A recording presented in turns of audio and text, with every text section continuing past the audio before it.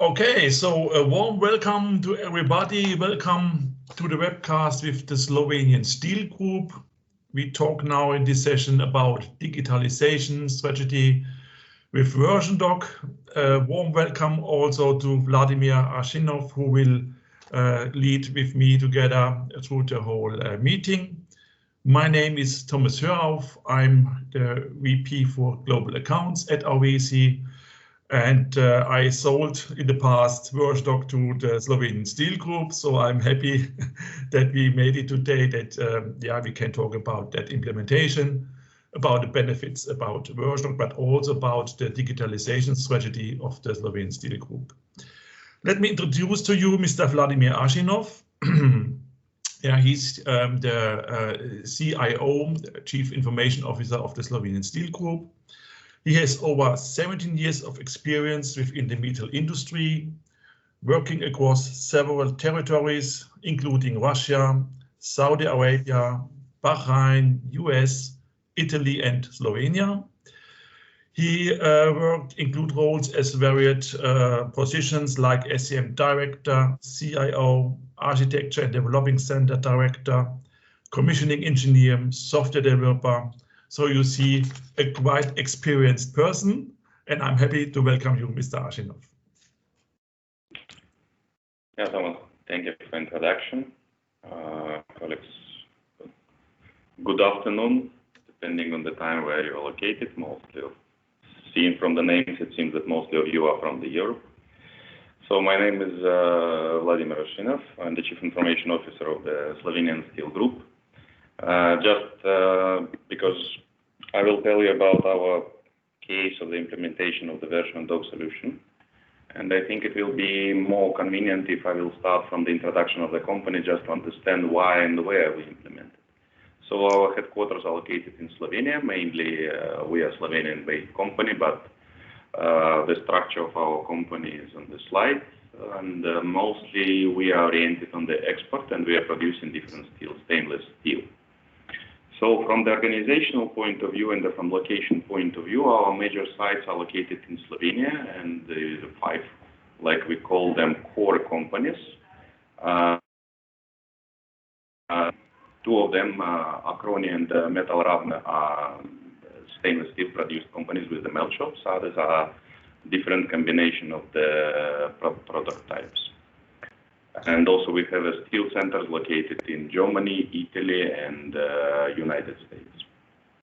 So because of this, that was the sourcing point of the digitalization strategy that we are realizing since 2017. And the vision was that depending on the departments or depending on the sites that we have each individual IT department located absolutely separately or semi-separately and surviving in their own upon themselves. So, and then we decided why it is not so optimal, and then we start combining them together into unified IT service, and we define the major areas like project management to control all the expenses across the group. We define also the unified software development, IT and system architecture, help desk and support, and automation. So this is the general overview. The things that we already finished with the realization and implementation are marked green. It is the help desk, project management, software development, and IT architecture. So why we start from our journey from the project management? Because as any metallurgical company, we are investing, and we have to invest a lot, especially in the current phase in the IT. Due to that, we have to control all the processes and all the projects that we are implementing. And jumping a little bit back to the topic of our presentation, of my presentation, also the project management office will successfully control the implementation of the versiondog software. So the next step that we did after the software, the project management office, is the software developing department, which is actually a virtual department with the people located across the Slovenia, sometimes even in some cases even outside. In Germany, for example, we have one person working in German location, and we use the Microsoft tools, Team Foundation Server, and then we upgrade to DevOps for control all this virtual environment and so on. And in that case, we received quite a good effect from that kind of the things, and from collaboration, from optimal load of the people and the staff, unified source code, and so on. So, and then at the beginning of 2020, we came to the conclusion that most probably we have the same things and we can use the same approach for automation. Because currently the automation is not only the maintenance, but also the realization, quite a big amount of the projects, is the controlling of the requirements on the source code level, the common database or data source of all the source code, possibility to join virtually the team, also possibility to avoid the limitations on the locations. Because in our particular case, Slovenian Steel Group is approximately 80–85% of the steel industry in Slovenia. That means for us that the more major specialists are already working for us, either not available. So that means to be competitive, stable from the maintenance and the support point of view and the system support point of view, we need to organize the environment that allows us to avoid these kind of the limitations. We are realizing some programs of collaboration with the Ljubljana University, for example, where we are interested in sponsoring the students since their first and second course. We are paying them the stipendium, and they have to then we are guaranteed them employment for inside the group and so on. But anyway, the most big problem we are facing is the problem of the resources, and due to that, the virtual environment is allowing us to do so. So the second thing is the stability, because based on that we are now able to, first of all, to monitor all the environment, all the connectivity and all the connections. And second, we are able to ensure the risks of losing the data and the possibility to roll back to the previous stable version. Then, based on this, we are able now to start the journey to to change the automation environment itself. I mean, in the company, and to join them to the IT, because now in the pilot site where we implement this the solution now in Akroni, we have a quite good and well educated IT team. But in another locations, we are suffering from such kind of things. And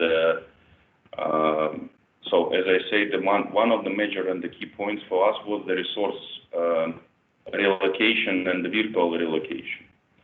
Another crucial thing was that we had quite unstandard approach. For the project, we implement the solution by ourselves with the internal resources. That means that the people who is using it now was implementing the solution, and during the pre-sale phase, they was highly interested in, and they was combining from the project management terminology. They was combining the role of the sponsors and the customers and the users. So from the safety point of view, we receive now the solution that we are going to roll out also by the internal resources. We have a rollout process now for the other companies, and the team who was implementing the solution on one side will do it on another side. So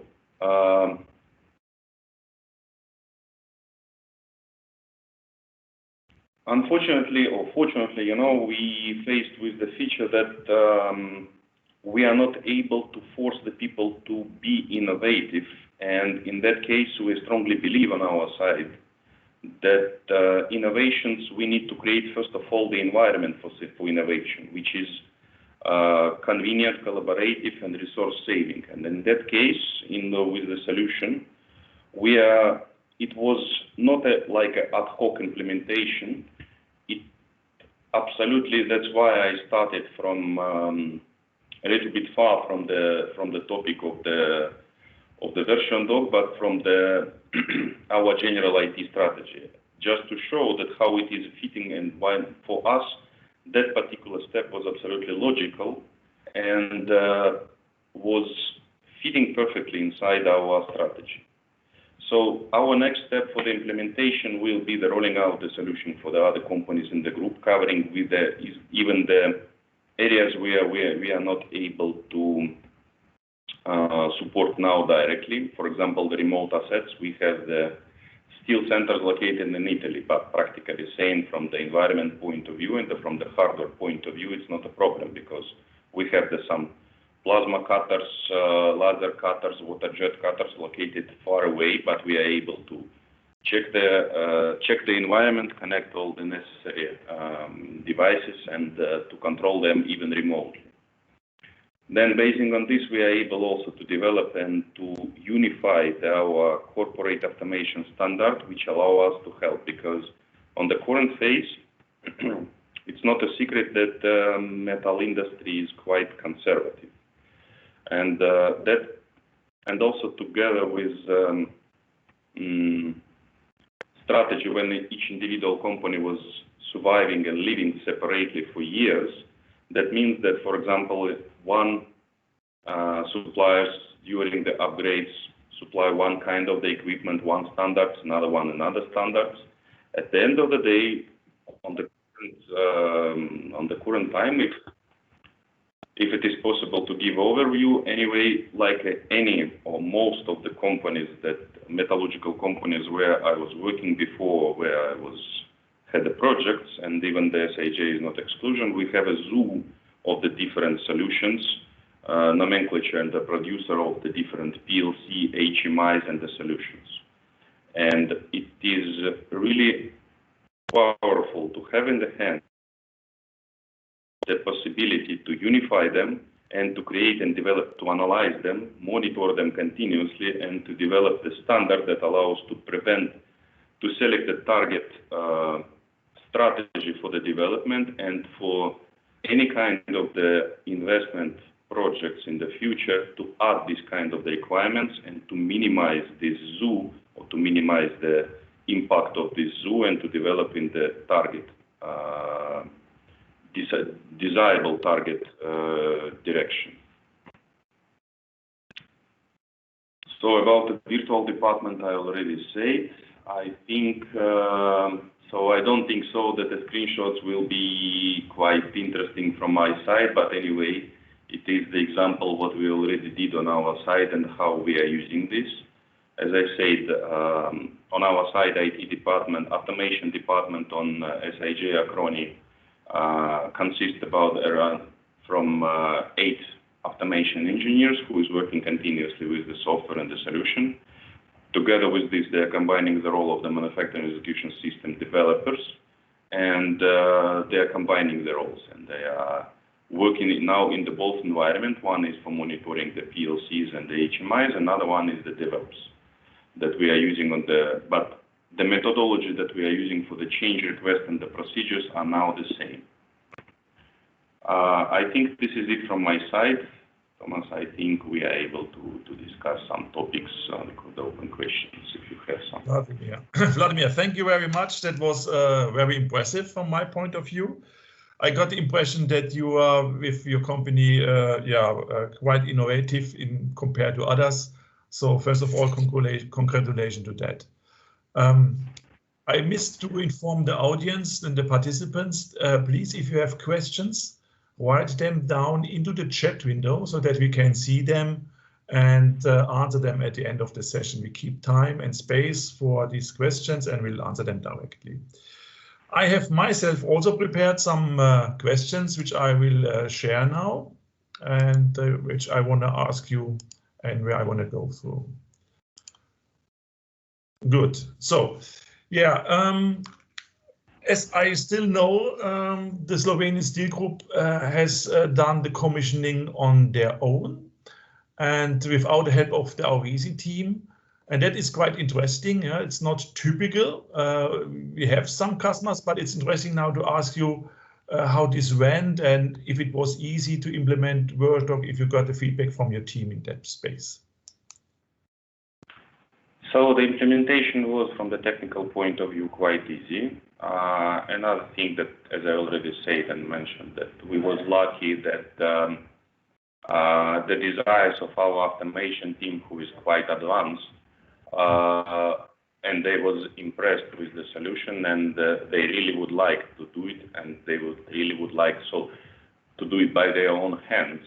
And because of that, after that pre-sale process that we had, after the presentation from our side, we decided that it will be quite easy to implement it by ourselves, because who else except us knows our equipment more than we are.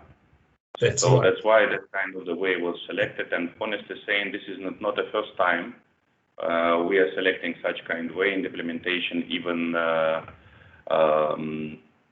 such kind of projects and the products. We had that experience with implementation of the planning system. We have our own BI team who is developing the solution and develop it by themselves. We have the ERP and so on. So we are trying to give the people possibility to develop themselves, and they are paying us back with this cost savings and their learning and so on. So this is like a mutual agreement with them. That's great. And if I understood you right, you mentioned it already, you did step by step, so it went parallel to the daily work over a longer time frame then? As I said, first of all, we are using the PMI or PMP methodology. And because of this, in the initial phase when we signed the contract, so the entire activity and the project activities was planned. So from the contract conclusion, license provider, installation, software, then the list of the equipment that have to be there and so on. Because anyway, on some limitations that we have, not all the desirable equipment which we would like to put inside has the network connection. This is the quite obvious limitation, and we are working on this now, because that kind of the things we put on the second phase, on the third phase, when the proper connectivity will appear. But on the current phase, we include the list, and then we are passing through this quite obvious steps. So first, the license purchase, then the installation, the training, software installation, and then workshop by workshop. So we have a melt shop, hot rolling mill, cold rolling mill, and cutting department. So practically saying, it was like a responsible person, list of the equipment and the workshop, and then we are going through. Of course, some delays and some difficulties were, but not significant, and we have the feeling that it is quite not easy, but not so difficult and not like an unreliable task or impossible. Yeah, it must be in that way, because we didn't realize you in the support. So you didn't occupy the support hotline. Yeah, let me inform the audience as well that we have a success story on our versiondog website about the company Alua. It's the largest aluminum plant in Argentina. And they have also self-commissioned their versiondog implementation.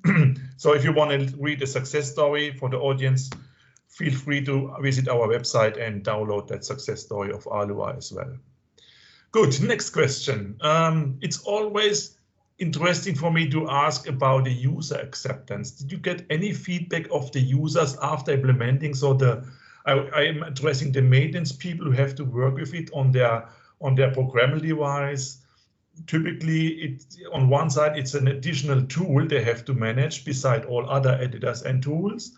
But the question is, did they feel it as a more valuable tool which solves problems, which makes the daily life easier to optimize, to find failures and so on?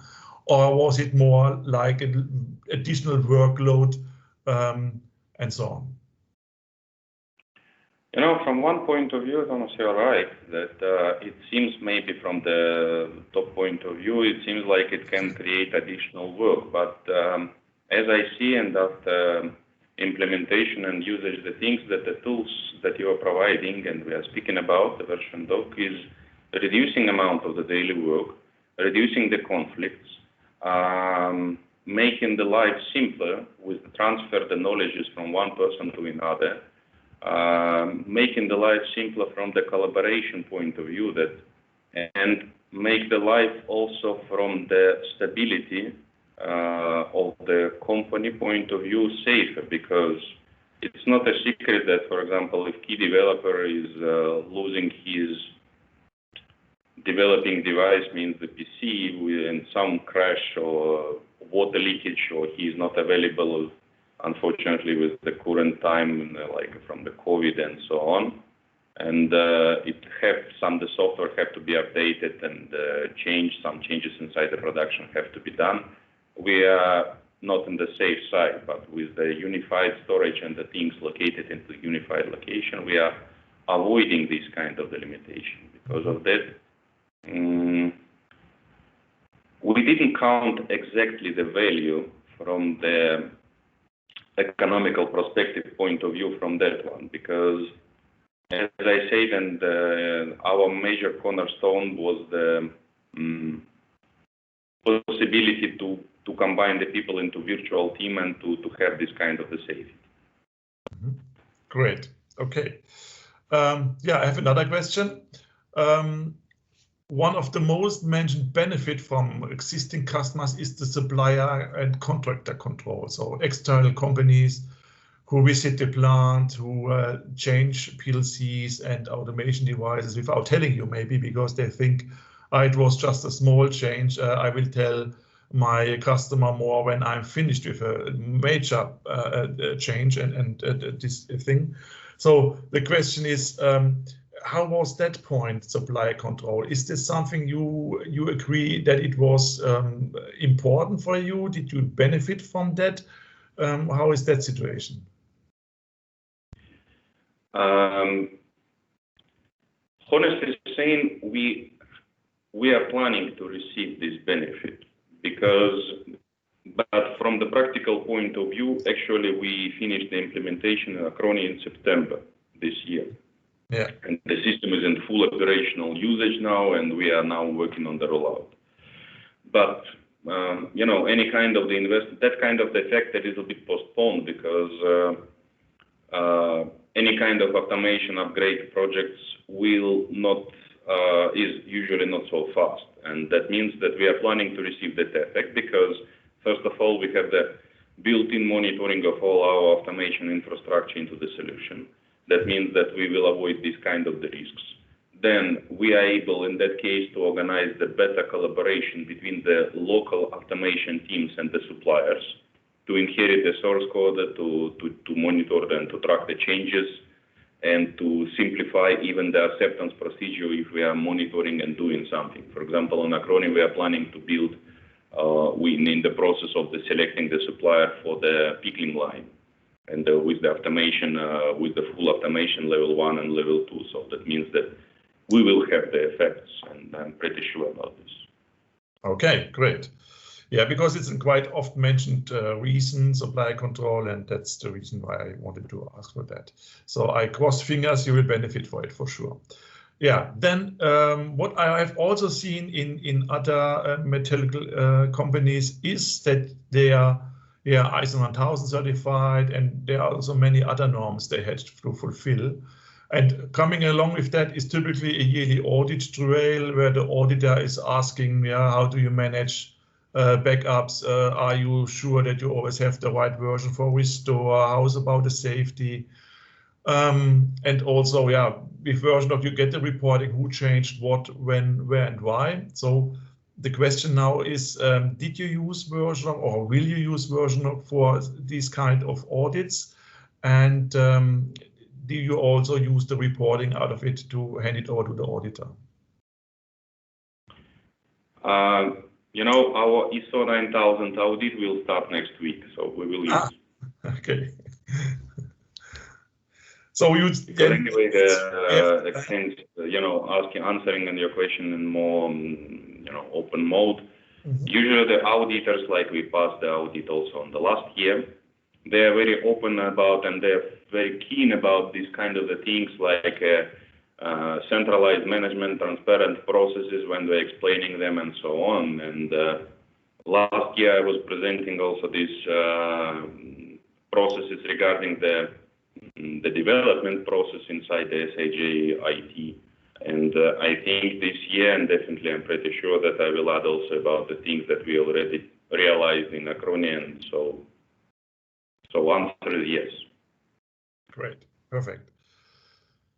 Next questions. Are there other improvements and benefits by using versiondog that I may forgot to mention so far? I have in my mind cybersecurity, some addressing quality increasements or quantity improvements, also maybe less downtimes because you have the right version to restore faster than searching for it. Are there already feedback by using versiondog in that short time? Some of the effects I already mentioned. From another point of view, moreover, we are pretty confident that we will have the less downtimes. It was honestly saying one of the KPIs that we had for the budget defense of the project. I think major and the key KPIs I mentioned, and either we already discussed. I think that was all we already discussed. Okay, great. Yeah. Now comes the difficult part because can you make already a rough statement about the return on investment? I believe not, but because you use it just for a short time. But can you maybe imagine, or do you have an estimated time when you're going to get return on investment for the versiondog system? Considering our case and considering that implementation was not part of the scope of Supplier and we purchased the licenses, I think the return of the investment is less than 7 months in our particular case. That is great. Perfect. Yeah, we typically tell customers, so I'm happy that I'm not telling always lies. In the automotive industry, where you have a high amount of devices or more or less all networked and a high frequency of changes, there it's typically below 1 year. So there I can give a guarantee. For other areas like metal, steel, aluminium, there we typically have a year to 1.5 years. Depends on the infrastructure. People who are quite innovative like you and who are looking for IoT functions and Industry 4.0 and networked is most things, there for sure it's also less like in the automotive. Good. Are there incidents which you can name where versiondog helped you to avoid a downtime or any major damage? Yeah? I had in the past the customer who said, I called him after installing and commissioning and asked him how it's going, and he directly told me, "Oh, we had last week a big problem, and thanks God to versiondog, we had the backup and we are fast in recovery, disaster recovery." So that single accident already paid versiondog in that specific case. But the question, of course, is always: is there something or happened in that short time, something which you have in your mind where you already said, "Oh, I'm happy to have versiondog now because otherwise we have a bigger problem"? As I already said, we are quite conservative and we are not so advanced because we are monitoring, of course, the downtimes and the stoppages. And when we was preparing the economical valuation for the budget defense of the project in the beginning of this year, of course, we was analyzing the list of the stoppages, the duration of the stoppages, which of them was related to the automation, and basing on this, that was one of the key factors, or one of the factors that we was using for the calculation of the return of the investment and the economical effect of this. But meanwhile, after the implementation, being honest, Unfortunately, such a conservative industry like a metallurgical one is not monitoring the potential damage. If stoppage has not happened and we are comparing, for example, now we are in the process, because we are interested also in the process of the post-project implementation monitoring. We are monitoring the amount of the stoppages for the quarter number 4 of this year and quarter number 3.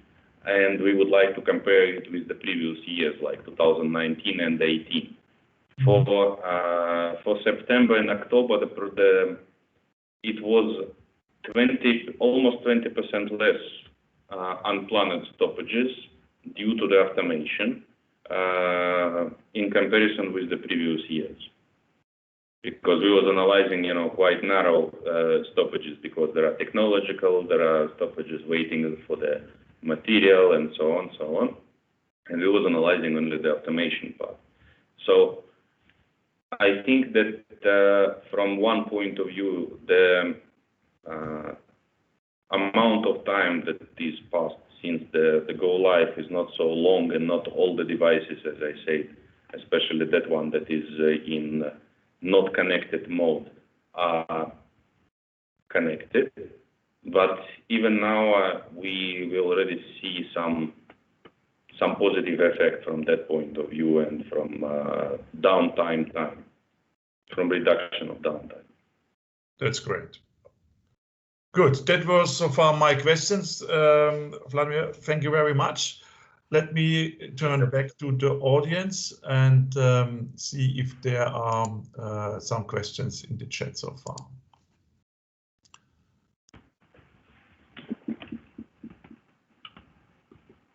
So if somebody of the team can help me, there are. No, I don't see any question. No question. Looks like we did a good job. But please, if there are questions now, feel free to type it in fast. Yeah, we still have time. Here's one question.